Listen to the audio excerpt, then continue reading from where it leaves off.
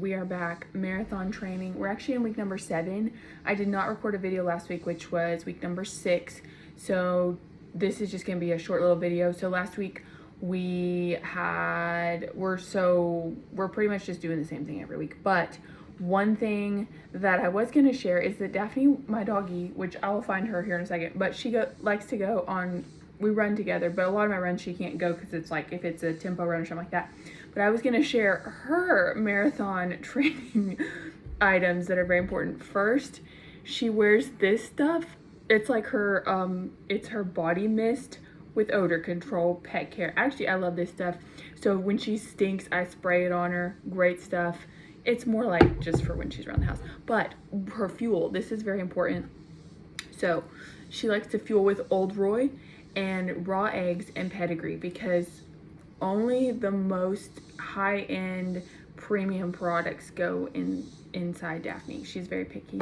But yes, I was gonna make the point that if you have a dog that likes to run, I will take her on my like easy runs, and like sometimes, usually she can't do my long runs with me. They're just a little too, it's like too hard or too long. But my easy runs, I have 2 of those a week, so a lot of times she'll go with me, which I really enjoy. She enjoys. So definitely, if you have a doggie that's not like a dachshund or something, go take them on your runs with you, because it makes it more enjoyable. But the one thing that was interesting about last week, and this is just a good reminder, is that when I started the marathon training, you're like, oh, like this seems like a little too easy or too simple, and so you kind of want to push a little bit.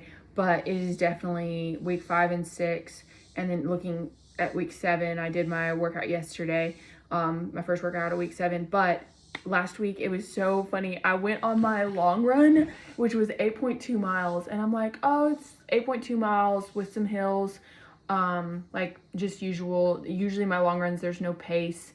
It doesn't matter. You just do it at whatever pace you want to do. Well, that one, I like hit my watch and it gives you like a preview, and it's like shows me. So basically it was 8.2 miles of progressively faster, every 2 miles you get faster. And so the first 2 miles were like easy. Second 2 miles was like faster, like a decent, like a easy 5K pace. And then it got all the way down to it dropped from an 850 all the way down to an 820 for the last 2 miles.